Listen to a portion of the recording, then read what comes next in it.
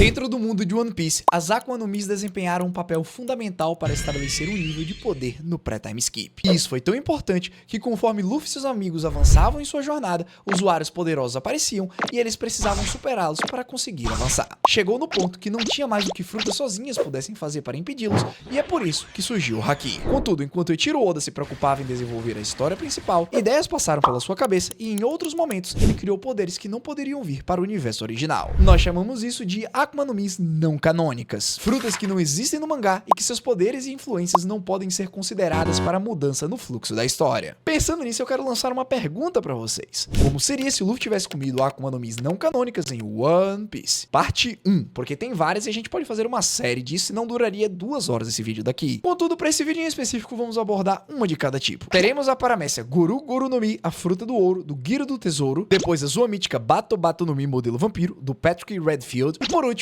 a Logia Passa Passa no Mi, do Simon. Isso aqui vai ser viagem pura. Começando em um universo paralelo, o Luffy está andando pela Vila Fuchsia quando de repente ele vê o barco do Shanks se aproximando. Graças a isso, ele fica muito feliz com aquilo e começa a correr. Só que quando ele estava chegando perto do porto, ele tropeça em algo que o faz cair de cara no chão. No momento em que o Luffy olha para trás, ele vê uma fruta dourada. Para variar, sua barriga já estava roncando. Então ele se levanta e vai correndo até o navio enquanto come. O gosto era claramente horrível, o que faz ele jogar a fruta fora. Mas, senhoras e senhores, já era tarde demais. Quando o Shanks desembarca, toda a sua tripulação começa a tirar os tesouros do navio. Luffy, que se aproxima, ergue os braços e, sem querer, todo o ouro e moedas que estavam guardados começam a vir até ele e se transformam em vários objetos aleatórios. O Chapéu de Palha tinha acabado de comer a Guru Guru no Mi, a fruta do ouro. O Ruivo fica extremamente surpreso e assustado com suas moedas indo embora e então aproveita para ir até a criança e pegá-lo no colo para que seu ouro não suma de vista. O legal é que essa Akuma no Mi foi introduzida em um filme chamado One Piece Gold e foi comida pelo Giro do Tesouro, também conhecido como o Rei do Cassino.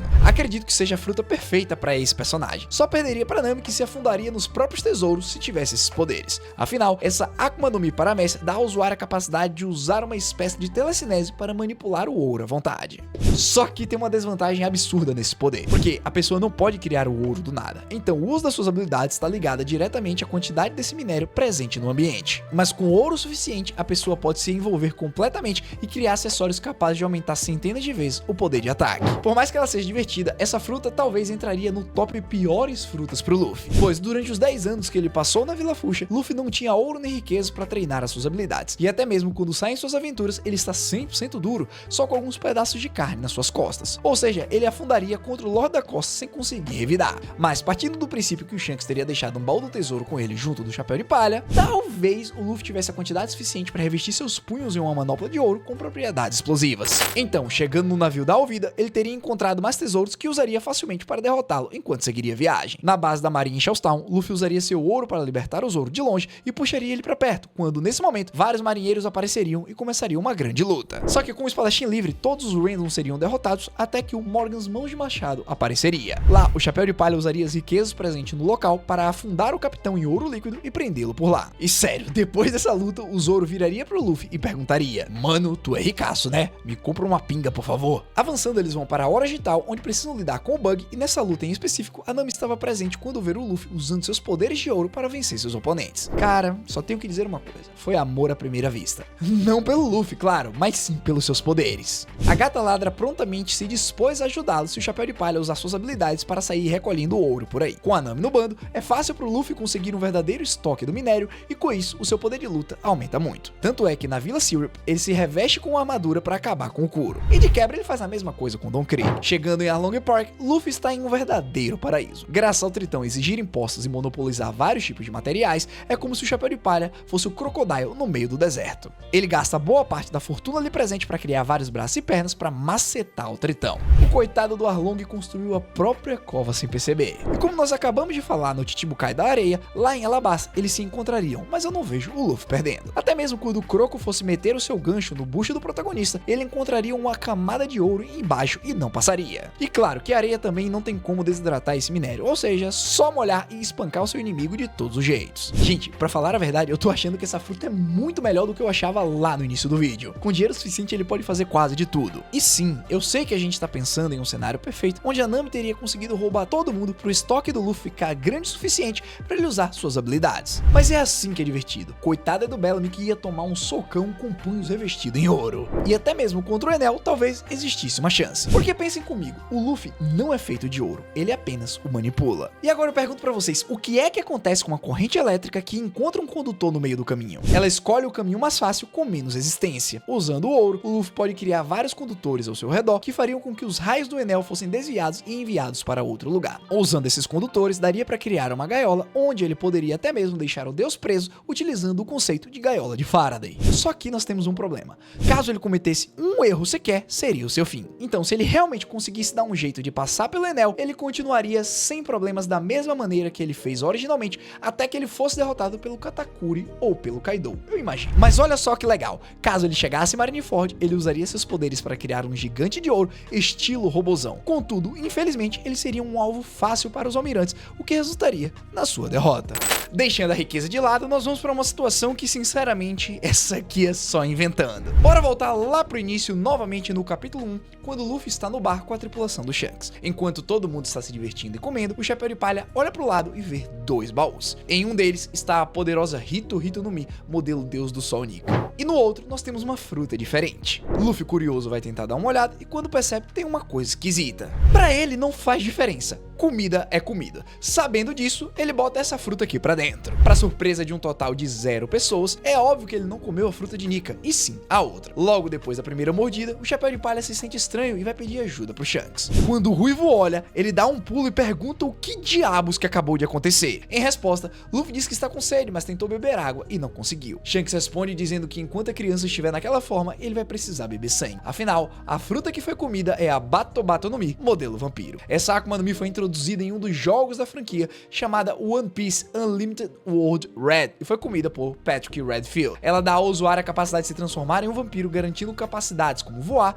revestimento em mortalha e uma espécie de teletransporte. E com certeza a maior força dela é a capacidade de sugar a força vital de outra pessoa ao ingerir o sangue da vítima. De fato, um vampiro completo. E como não foi mostrado que a pessoa fica fraca à luz do sol, vou apenas assumir que essa fraqueza não existe. Só que essa Zoa Mítica tem um problema. Para conseguir extrair o seu máximo potencial, Luffy precisará ficar sugando a força vital de outras pessoas, e isso é algo que eu não consigo imaginar o protagonista fazendo.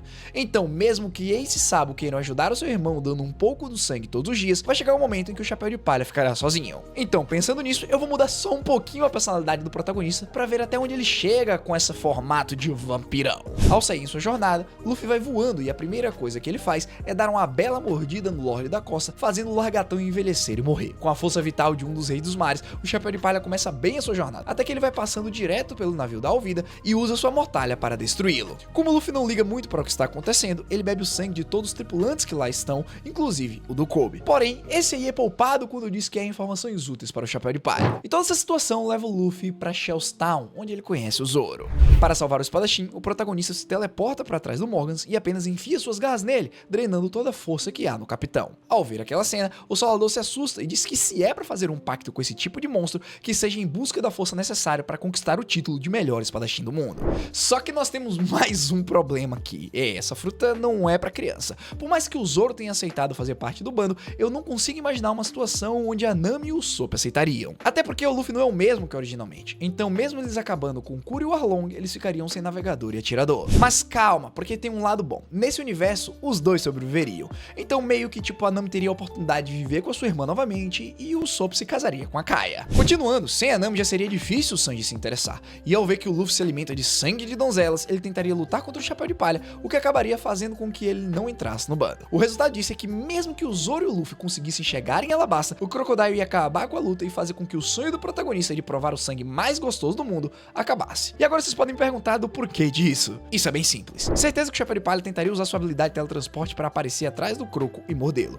O resultado seria que ele acabaria com a areia na boca e com a guarda aberta. Uma vez nessa situação, ele seria drenado. treinado. Isso para um ser humano já seria péssimo, porque ele perderia toda a água do seu corpo. Agora imagina para um vampiro. Isso significa morte. Que pena, não é mesmo? Mas não fique triste, porque chegou o momento da nossa última fruta. Dessa vez, vou imaginar uma situação onde o Luffy é levado pelo Garp até o QG da marinha e é obrigado a fazer um treinamento para fazer parte da organização. Um certo dia, a criança que já foi inspirada pelos piratas e tem o sonho da liberdade, resolve fugir e pega uma pequena jogadinha para voltar pro East Blue. Só que os mares ali são perigosos, e sem o conhecimento necessário, você pode acabar no Calm Belt e sendo devorado por vários reis dos mares. E é exatamente isso que acontece. Não a parte do devorado, óbvio, senão a história acabaria aqui. Luffy, sem saber o que tá fazendo, foi para uma área onde não deveria, e quando estava prestes a ser morto, um imenso Haoshoku faz com que todas as criaturas recuem. Assustado e aliviado, o Chapéu de Palha olha para trás apenas para ver que o navio dos revolucionários está se aproximando. Claro que o protagonista não faz ideia o que eles são, e nem que o seu pai é o líder dessa organização. Mas mesmo assim, o Dragon joga uma corda pro garoto subir e promete que o levará de volta para a Vila Fuchsia. Durante esse trajeto, o Luffy estava indo comer um bifão,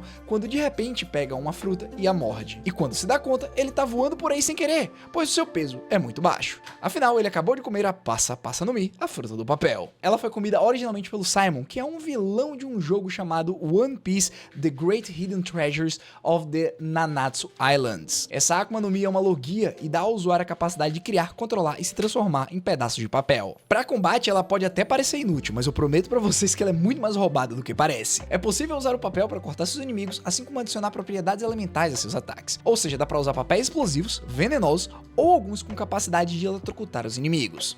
E obviamente, por ser uma logia, o usuário tem um corpo de papel, é intangível e se usar certo ele consegue até mesmo voar. Ao ver que o seu filho agora é um homem em papel, Dragon o deixa na Vila Fuchsia e coloca algumas pessoas para ficar de olho nele enquanto passa os próximos 10 anos treinando. Começando agora a jornada principal, eu vou pular a saga do East Blue porque os vilões ali não conseguiriam lidar com uma logia. Mesmo que vocês pensem que fogo é a fraqueza dessa fruta, como eu disse, o papel pode ser encantado com símbolos e isso faz com que ele ganhe resistência a vários elementos. Bom, seguindo então para Alabasta, após ter juntado seus companheiros, a luta contra o Crocodile seria puramente treino. Afinal, é só uma questão de tempo até que o Luffy consiga usar o elemento água nos seus papéis para acertar o Chichibukai com uma metralhadora de papel molhado. Avançando para a Skypiea e a luta contra o Enel, eu realmente não vejo nenhum problema que o Luffy enfrentaria nessa batalha. E a explicação disso é muito simples. O papel é um material não condutor, ou seja, a eletricidade não funciona nele. E mesmo que o calor fosse suficiente para colocar fogo no Chapéu de Palha, os efeitos de encantamento são fortes o suficientes para resistir. Ou seja, sendo capaz de resistir aos ataques e podendo acertar uma logia sem haki, a vitória é mais do que certa. E em Sabaody finalmente teremos uma mudança drástica. Na hora que as coisas começarem a apertar, Luffy aproveita que o Rayleigh estava segurando o Kizaru para sair voando com seus companheiros em cima dos seus papéis. E isso também faria com que eles pudessem organizar uma estratégia para evitar que o Ace fosse levado para Marineford. Imagina só,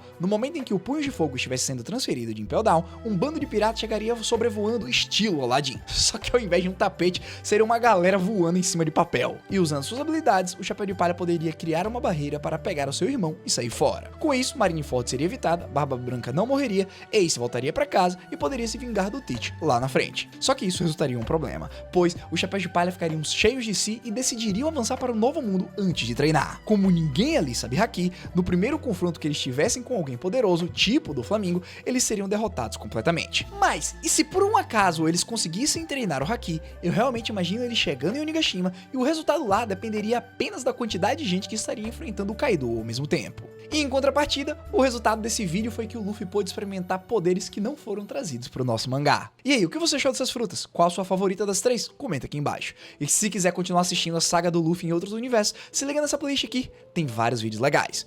No mais, eu quero agradecer a todos que chegaram até aqui, muito obrigado do fundo do meu coração. Se você gostou do vídeo, deixa o like, me ajuda pra caramba e não esquece de se inscrever no canal pra continuar recebendo conteúdos incríveis relacionados ao One Piece. Muito obrigado mais uma vez, até um próximo vídeo, Hashira falando e vazando, eu fui.